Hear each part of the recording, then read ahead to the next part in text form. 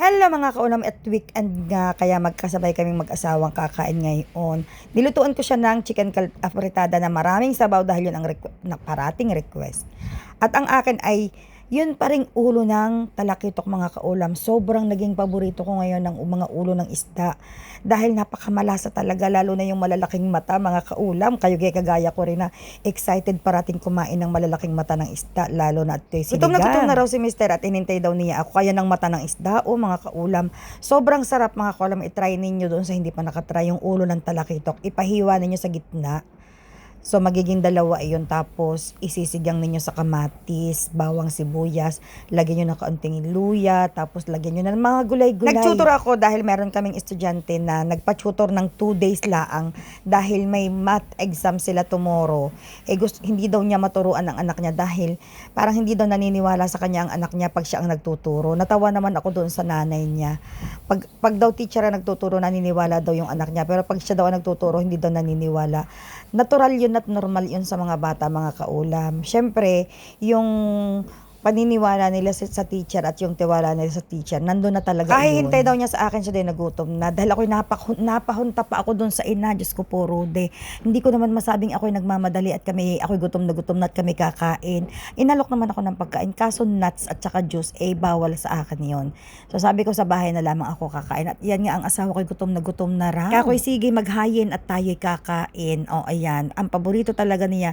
Nag-request talaga siya mga kaulam ng chicken afritada. Sabi niya, kailangan daw dadamihan ko ang sabaw. Nasarapan. Tapos kagabi, nakahiga na kami. Mayat maya sinasabi niya, ilagay mo na sa ref yung manok kasi bukas yun ang uulamin ko. Oo lang ako ng oo dahil naglalaro ako sa cellphone. Maya-maya na naman, ilagay mo na sa ref yung manok. Sabi ko, bakit hindi ko maglagay? Naglalaro pa ako. Naiisip mo pala na baka mapapanis. Sana ilalagay mo, huwag mo nang iuutos sa akin. Aba, sabi niya, Father's Day daw. Sabi ko, bukas pa ang Father's Day, kaya huwag kang mag-inarte. At hindi rin kita babatiin dahil hindi mo rin ako binati ng Mother's Day o revenge time. Ang ending, ako rin ang bumaba ng kama dahil nagbanyo ako. Sabi niya sa akin, ayun, papunta ka na rin lang sa banyo, dumiretso ka na ng kusina, ilagay mo na ang manok.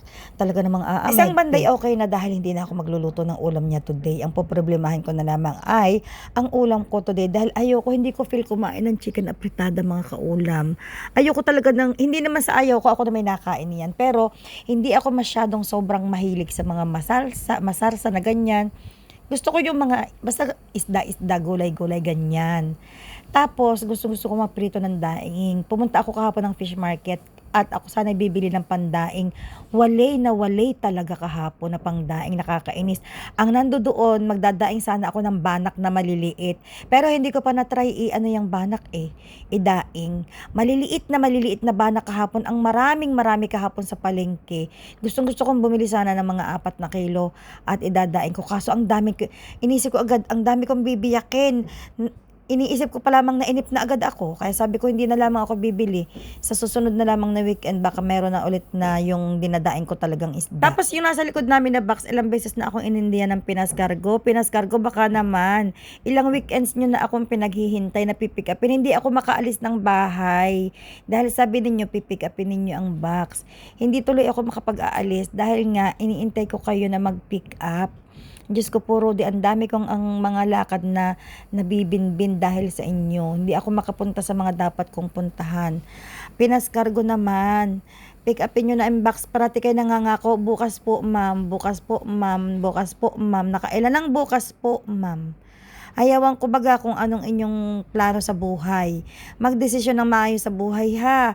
At kami ay nabibinbin din sa bahay, hindi kami makaalis ng dahil diyan sa box na iyan. Dahil sabi niyo bukas ng gabi pupunta kami hanggang sa naghintay, hanggang sa nakatulog, walang dumating. Kinabukasan na naman, nangako na naman kayong pupunta. Tapos sabi nyo kahapon sa akin, sobrang traffic kaya hindi kayo nagpunta.